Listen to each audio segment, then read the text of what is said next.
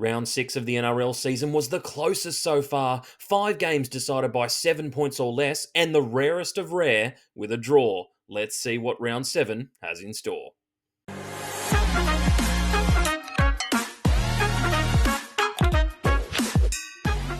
What's going on, guys? It's Burgz back at it again for another week of tips and predictions. This week we have round 7 on the card, and I've got to say, what a weekend of footy round 6 was. About 7 games decided by 12 points or less, and then even closer matchups in some of them. And the Warriors Manly draw, we will talk about that in a moment. But just a reminder, guys, if you haven't liked or subscribed, please make sure that you do click that like button to make sure that you are notified about our latest videos. Now, let's take a quick look at how I did last week. First up, that Roosters game. Yeah, 13 plus, a little bit ambitious there, but those Knights fans in the comments, you absolutely gave it to me, and I can't tell you how relieved I was that the Roosters got this win here. They were definitely fading there at the end of the game, and Kalen Ponga's run, if someone had been supporting him, there's no doubt the Knights would have gone on to win that game. The Storm were on their heels in this next game. The Bulldogs absolutely gave it to them, and honestly, I think the Dogs were a bit hard done by. They probably should have gotten the win there, but the Storm system came to the forefront. They just find a way to win. With the Broncos there, I thought that with their outs, they'd make it a little bit closer than they actually did. They ended up running away with it in this game. Big injury news for the Dolphins, though, as Hammer did not finish that game with a hamstring injury, so that is going to be very costly for them moving forward. He was in some supreme form. The Warriors, no one got any tip out of this because it ended up being a draw. If you tipped a draw in this game, well done to you, but yeah, I do not know how the Warriors scraped a point out of this game. They were dead and buried when I last flicked this off. I was walking to the Para game while this game was finishing. I thought it was done with about 3 minutes ago. That's when I stopped watching it. And God, when I checked the score a bit later and figured out that it was a draw, I was absolutely gobsmacked. So well done to the Warriors for getting a point there. The Cowboys 13 plus. Oh God, didn't we just shoot ourselves in the foot in this game? We made so many errors, kept putting ourselves under pressure, and those middles really came to the forefront for Parramatta. RCG, Paulo, I thought was exceptional in this game. And watching it live with Longy was not my idea of fun, especially with the scoreline as it was. The Sharks, yeah, they got the win 1-12, and I expected it to be a bit close. I just thought that the Sharks, coming off a bye, would easily get the win here, but geez, they made hard work of it. I think it was a 6-point margin for a good portion there in the second half. Towards the end, it looked like the Rabbitohs may be getting the better of them, but they scored a try to shut that one down pretty promptly. And then with the Dragons again, 1-12, I basically tipped them just because I thought they would win this week. I had no backing whatsoever to tip the Dragons. I'm glad that they got the 2 points and proved me right on that one. And the Raiders, geez, didn't they make hard work of that? What a game that ended up being. The Titans just kept coming, kept turning them away. I got to tell you, the blow of the whistle definitely favoured the Raiders tonight, and they could only come away with a 1-point victory. I think that tells you a lot about where the Titans' headspace is at the moment. They were absolutely outstanding defensively. 2 of Raiders' tries coming off kicks, so they've got nothing to be ashamed of about that one. With all that done and dusted for round 6, let's have a look at our TCA tipping comp that we are running this year. The top 10 are as follows, and we've got Jigglypuff 12 holding firm there in first position on 36 points, but it's only on margin as Epsilon Jack is right there with them. And I gotta say, I'm very looking forward to seeing how the rest of the competition shakes out. If you haven't already, guys, please make sure that you join the tipping comp. The link is in the description. It's not too late to get your tips in. We go all the way to the grand final this year. Let's keep it going, baby. Alrighty, guys, with all the admin stuff out of the way, let's get into this week's tips. And the first game on Thursday night is the Roosters taking on the Storm at Allianz Stadium. And I gotta say, the Storm got out of jail last week, but so did the Roosters. They put on an impressive performance. I thought Brandon Smith played very well. And how can you not talk about Joey Manu? He was exceptional. And again, at fullback, that takes his record to 16 games played for the Roosters at fullback with 11 wins. And I got to say, man, he is impressive. And I don't know why any other club hasn't taken a stab at him, but he seems to be a very Roosters forward player. Like, he only wants to play for the Roosters. For the Storm, well, they got carved up around the outside. The edges, especially that right edge with Meaney and Warbrick, struggled all night. And yeah, for me, the speed of Canterbury really bothered them. I've got to say, Jerry looked powerful, and then Addo Carr, he scored 3 tries, so I can't take that away from him. In this game, though, they have got a great record against the Roosters. They've won 8 out of the last 10 games against the Roosters, but man, I think the Roosters get a couple of ins this week. They should get Sandon Smith if he's available. They should get Sam Walker back. Teddy should also come back, although there is a little bit of a question mark on Teddy because it was the 10th concussion of his career. And, you maybe don't want to rush him back as quickly as possible, especially when they've got someone like Manu ready and waiting to go. For the Storm, Kamikamitha got injured in the game last week, and I expect Nelson to finally play his first game of the 2024 season. Played a couple weeks ago for the Bears, so I expect him to come in for this game. And I got to say, the tip, oh my God, it's racking my brain. Both teams are $1.92 at the moment. I think the Storm have been skating by every single week at this stage. And I really like the Roosters go forward at the moment, especially with Terrell May, with Gerard Hargraves. I think Lindsay Collins will come back in there. I just don't know if the Storm middle can really hold up to this powerful Roosters side. The Roosters also have a ton of threat on the edges, and I've got to go the Roosters in this one, 1-12. The next game of round 6 takes us to Wollongong, where we've got the Dragons taking on the Warriors. And in the last 10 games between these two teams, the Warriors have won 7 out of those last 10 games. And they've also won their last 2 games at Wynn Stadium. So for the Dragons coming in here, fresh off a 5-day turnaround, geez, it's going to be a big ask taking on the Warriors, who scrambled well last week and got a point out of last week's game against Manly. I've got to take the Warriors here, don't I? I feel like the Warriors have the running of it right now. They were lucky last week, I think, to get away with 1 point, but I just like their middles a lot. I know Afoa is out for this game. We have Jazz Tavanga, who picked up an injury last week. It seems to be a hamstring injury. We've got a couple of players out at this stage for them. And for the Dragons, Jack Bird didn't finish last week's game, but that is it for them. Yeah, I thought the Dragons were solid against the Tigers. I mean, I expected them to get the win, although all metric pointed towards how the way the Tigers have been playing this year. But I just thought the Dragons last week, they were due for a win. They've been kind of going a little bit win-loss, win-loss, win-loss. This week, I expect them to pick up a loss. I'm going to go with the Warriors, 13+. Our next game on Friday night takes us up to Darwin, where we've got the Parramatta Eels taking on the Dolphins. And for the Parramatta Eels, last week, they were... I want to say they were good. But I got to say that first 20 minutes, the Cowboys were having a lot of the run of it, really controlled the game and had a couple of tries taking off us. I'm not complaining, but the Cowboys definitely shot themselves in the foot. And I think it was more of a case of we lost that game rather than Parramatta won it. They hung in there. Our defense was always going to be an issue. We had to score 30 points, and I expected Parra to score 20 plus points to make it relatively close. I think for the Dolphins in this one, they just have so many outs right now. I think Nicarima has picked up a calf issue on the back of last week's game. The Hammer, as I spoke about, they look like they'll be without him for a decent amount of time, and that really makes a huge reshuffle. They do get a couple of ins this week. Max Plath will come back from his suspension. I also expect Connolly Lemuelu to finally come back from a knee injury. But other than that, for the Dolphins, I just think that the outs right now for them are so massive to their squad. It really tests their squad depth, and I think they have the most injuries out of every team, or unavailable players out of every team in the comp at the moment. Yeah, it's tough because they started the season so well. They were top of the table. Last week they came up against a pretty good team in the Broncos. I think everyone can say that the Broncos will be there or thereabouts this year. I just don't like Parramatta's record at Darwin. They seem to love taking Queensland teams there, and the last 2 times it has not worked out well for them. They've lost both of those games. Jeez, can I back Parramatta's effort this week? It's the I guess lazy team, Parramatta, versus the all hustle, all effort team in the Dolphins. So, man, I just think Para's middle is way too strong at the moment. They've still got some great players in there. They've got Hopgood, they've got RCG, they've got Bolo. I just think they get it done. They have to in this game, but I feel like the Dolphins will make it close.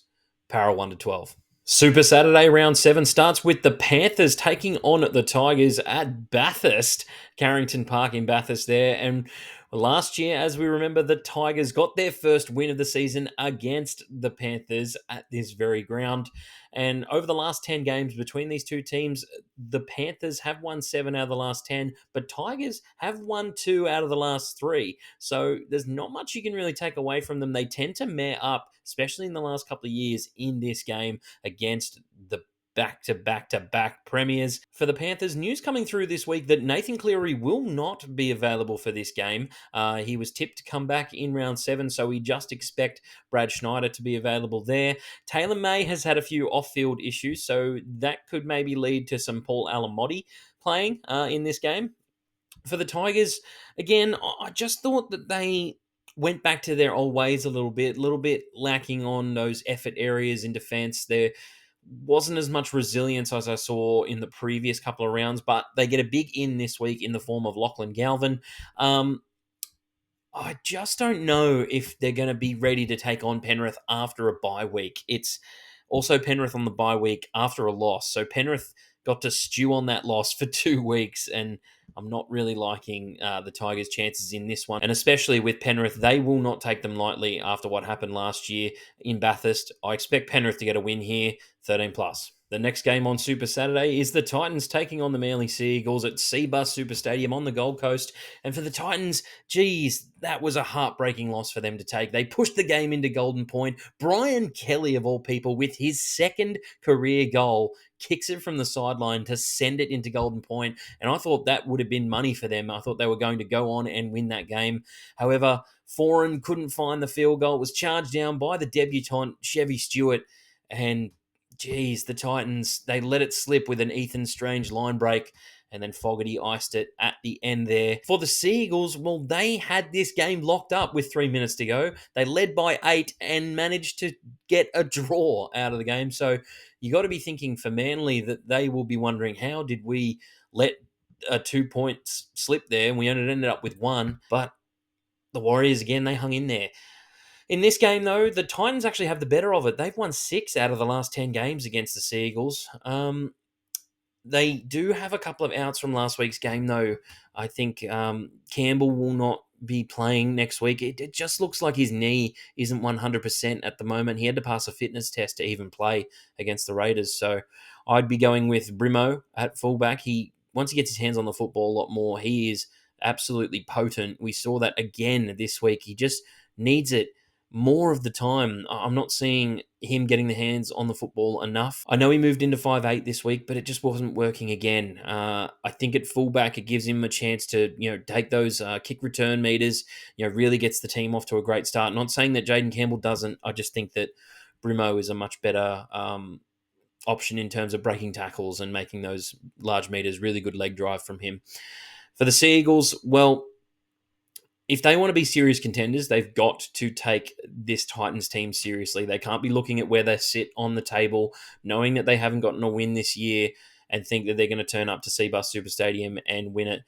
I'm actually going to go the Titans this week, guys. I think it is time for the Titans to get a win. I think Manly could be a little bit vulnerable. For Manly, they do get a couple of ins this week. Ruben Garrick should be back. We've also got Nathan Brown, who was out last week with a knee injury. He's due to come back this week. Jason Saab is also looking to come back for this game, and that could ease some of the pressure on the outside backs for Manly. The outs could be interesting. I mean, Lachlan Croker picked up a bit of a shoulder problem. Ben Trebojevic didn't finish the game, and Toff Sipley also picked up a bit of an injury to his knee as well. Call me crazy, but I think the Titans will get their first win of the season here. They've been slowly getting better each and every week. Des has had his little whinge in the press conference, and we all know after that, they always get the rub of the green, especially back at home.